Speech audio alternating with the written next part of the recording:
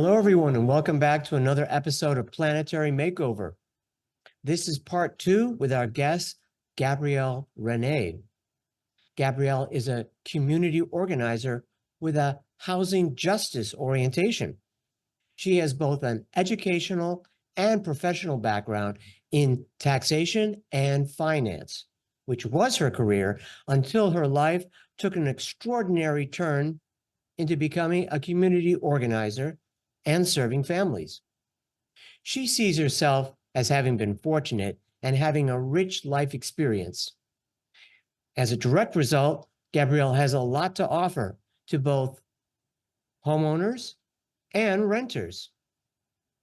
And there's yet another way that she performs this public service, and that's through her show on social media entitled Let's Talk Money with Friends.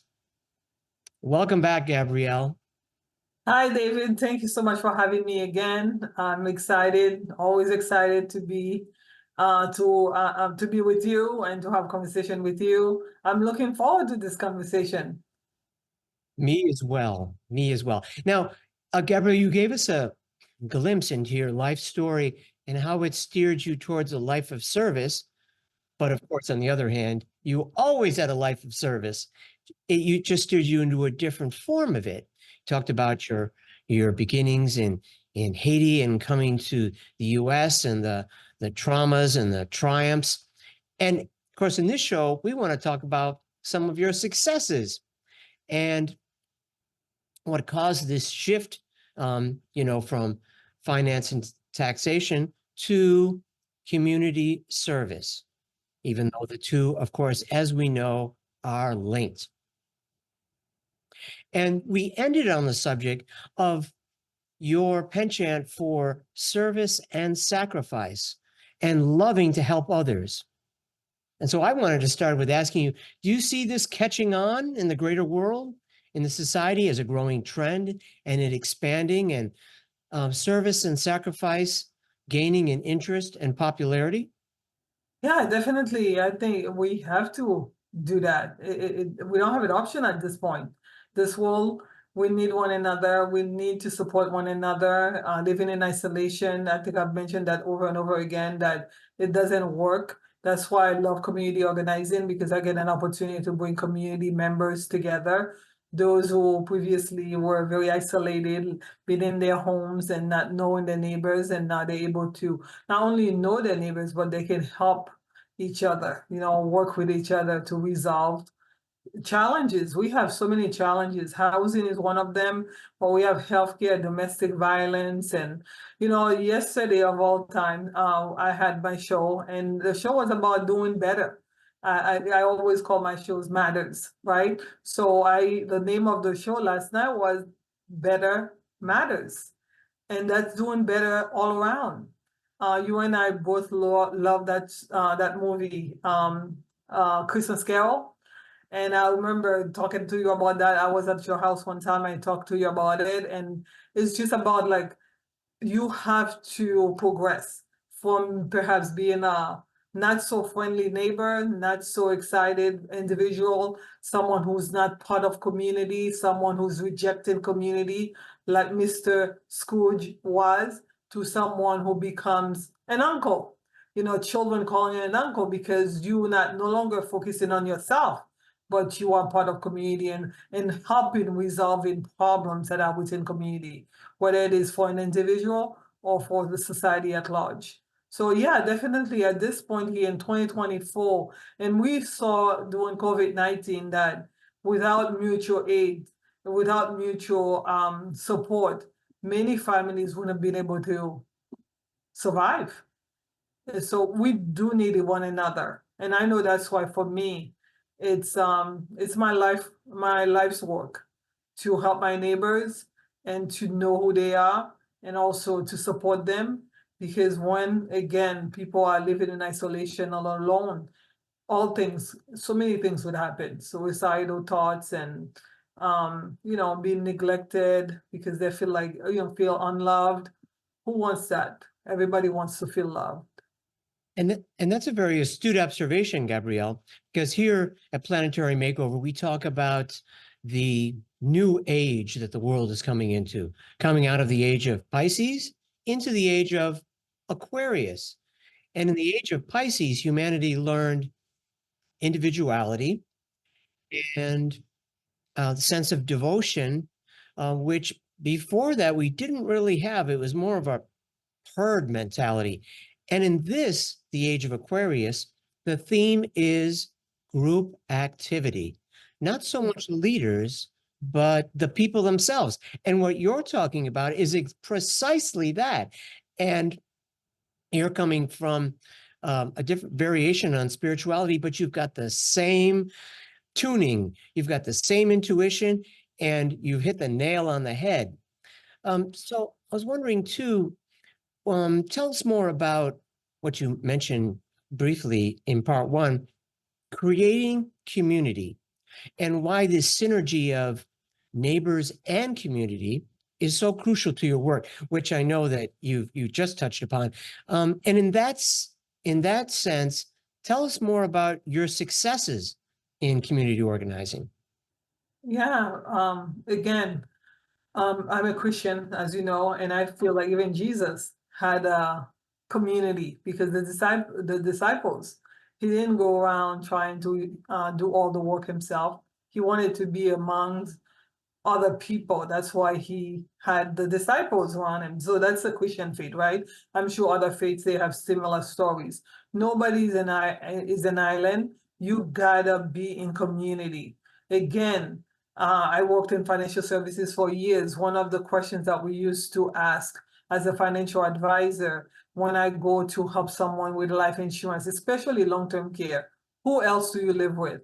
Because we knew the difference between someone with someone else at home or with a community that will support them in case, just in case they get sick, versus someone who didn't have anybody else, because their life expectancy and also the requirement to support that person will be a lot greater because they didn't have the community. So I think it's so important. We're not saying everybody needs to have a spouse or children, but you definitely need to have community, regardless. So with the work that I've been doing as a community organizer, I noticed that, again, in our organization, we say, when you fight, you win. When we say we fight, we win, we don't necessarily win all the different cases because it's impossible. Nobody can be 100%, win 100%, although it would be nice, right? It would be nice if we could win every case. However, what we do win is the community that we get to build, the leaders that we get to build in the process, because you will have someone comes to us to ask for help because they needed help for themselves, the solo men.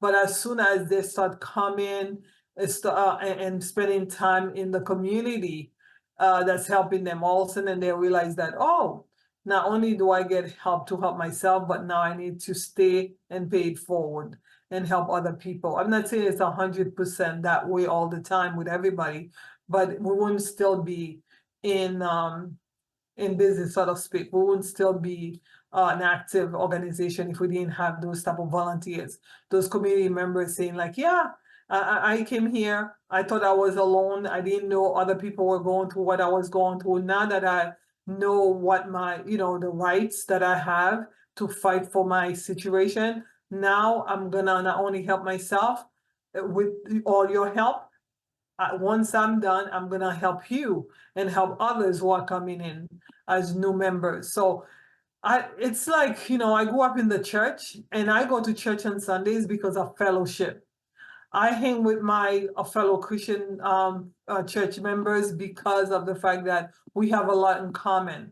As a youngster, I was part of youth ministry. As a single person, you're part of single ministry. So you have to have those types of connections, because if you don't, I remember saying to you one time, David, I was part of a church community where it was very isolated. You would go to church, and then as soon as the pastor says goodbye, it's church is dismissed and everybody is running. It doesn't work. Nobody stays long. So the turnover is very high turnover when you don't have community. But when you have community, people stay for a long time because they feel loved again. They feel appreciated and they feel seen. and they know that it's a give and take. And that's what I love about it. You get to give, but also get to take.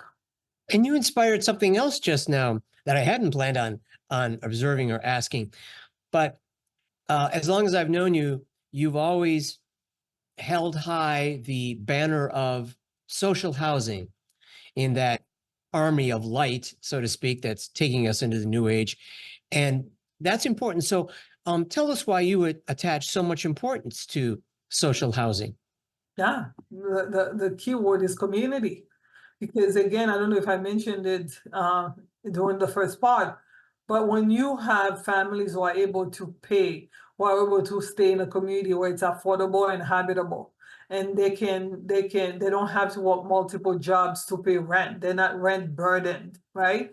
So they have an opportunity on the weekends to hang with community and know their neighbors and do the different fun stuff that we all enjoy to do during the holidays, like a barbecue or the kids coming out to play because they're not at some babysitter because mommy's working 2 jobs. Mommy's at home, they're able to be part of their community, right? So social housing to me, for those who don't know, is just the opportunity for families to live and not be rent burdened. And the way you can get that done is if the government, the elected officials, the people who are collecting our taxes, sees the need, if they would see the need to say, you know what, families, housing is a human right, and families should have a place where they can call their own, a place, a home that they can afford, a home that is habitable. It's very important as well. So there, in the model that we've been talking about in our organization is a model that came from Austria in Vienna, where 80% of the population is living in social housing. And I'm not sure if you are the one, because I talk about this a lot, David.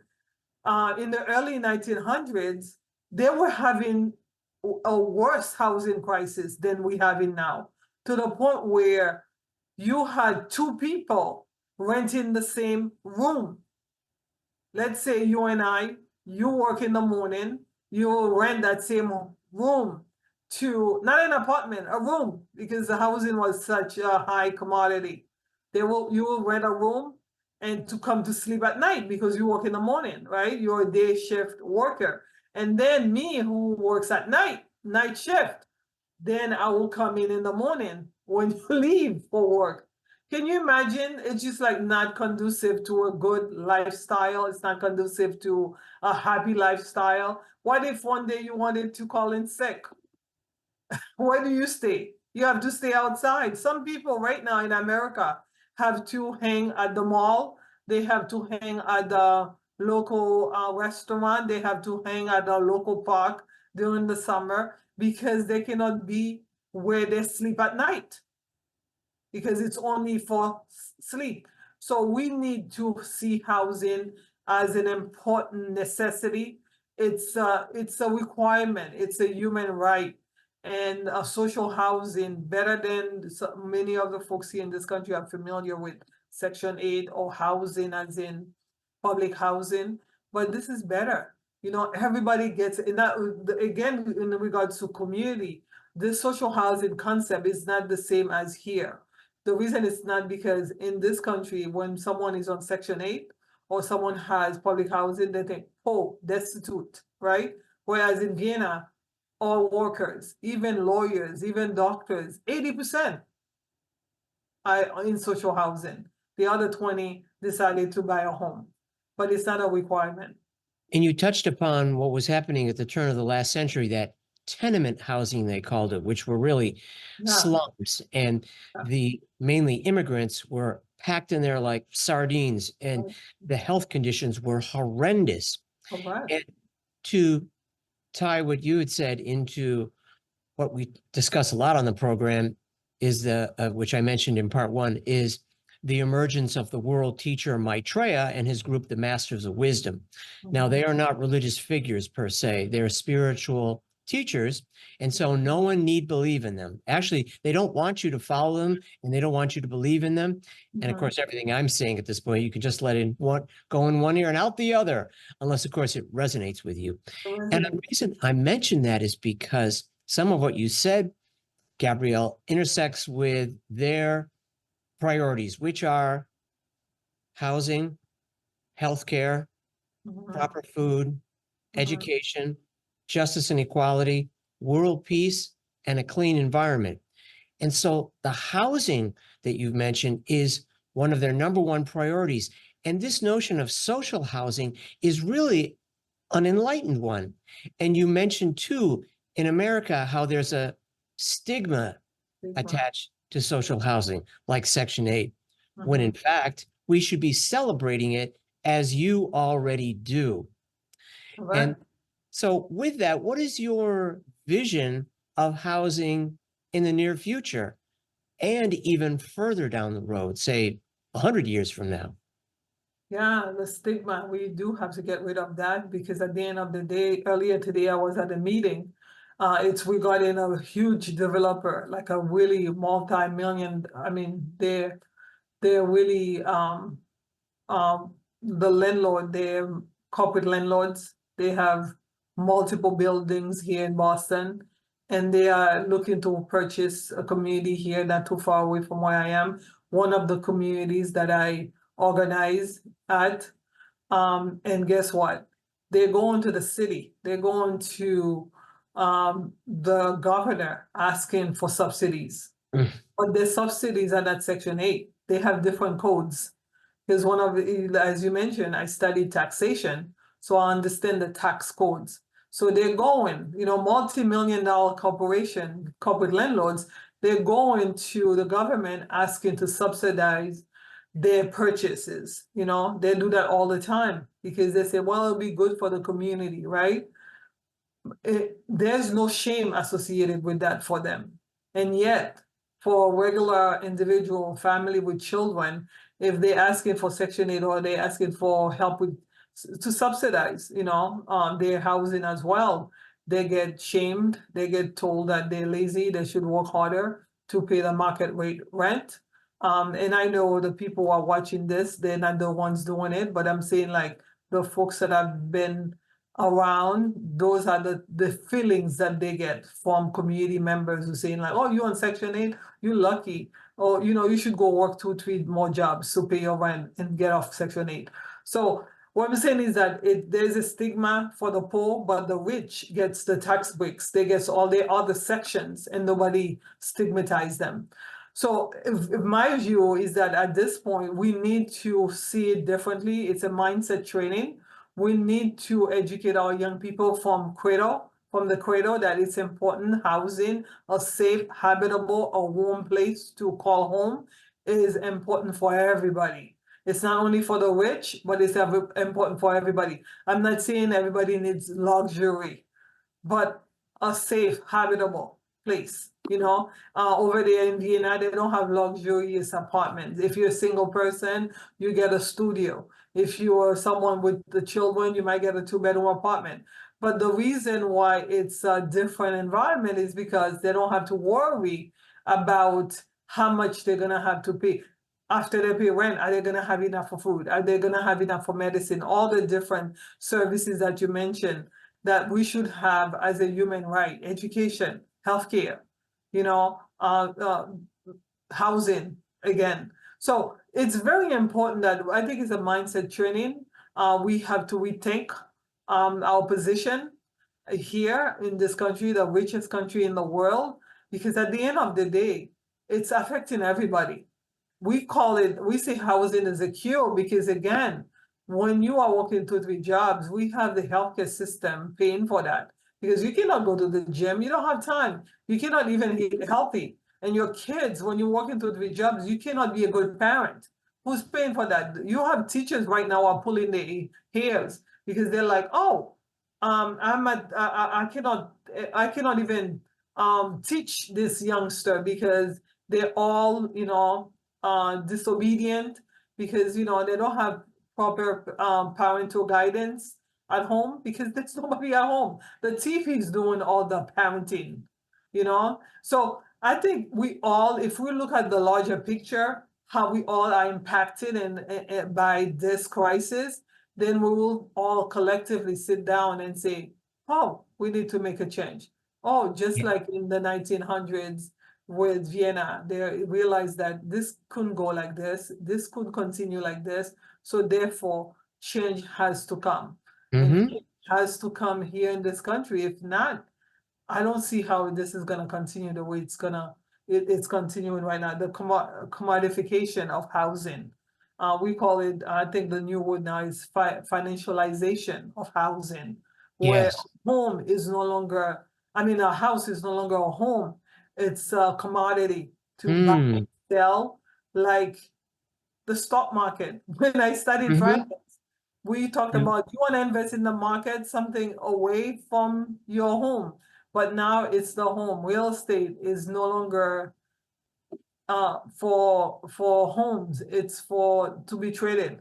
So you have investors waiting for you to be in trouble, waiting for you to get sick, waiting for you to be in a difficult Predators. situation. Yeah, They're and this is predators. part of it. And They're waiting because as soon as you get into a situation, the bank doesn't want to deal with you. They don't have time to help you stay in your home. They don't have the oh, energy to talk to you about. They just want to kick you out so that somebody else can come in and make a quick bucks. so, Gabriel, you brought up a number of salient and very topical points. We've all heard that phrase that these corporate corporations and corporate entities privatize the profits and socialize the losses. And you brought that up, and also the notion that this pursuit of money, and for most of us, the mere struggle to survive, is slowing us down. It sounds like hyperbole, but it's not. That No, this it's not. struggle, yes, that this struggle is actually slowing down the evolution of the human species. Because when we're struggling for food, for healthcare, for housing, for education, we don't have time to improve ourselves and to think about, to contemplate where we came from, why we're here, and where we're going. And Correct. to steal another line from Maitreya, he looked at that and at the starving millions throughout the world and said, "This crime fills me with shame." Because, as you pointed out, it's the richest country in the planet, and there is enough money for all of that, for the housing, the healthcare, the education, and so on, and for people to be earning a living wage so they can afford at least social housing, if not to, if they choose, to take on home ownership, to purchase a car, to save, to go on vacation. Right now, with the economic situation the way it is, this is beyond the reach of many.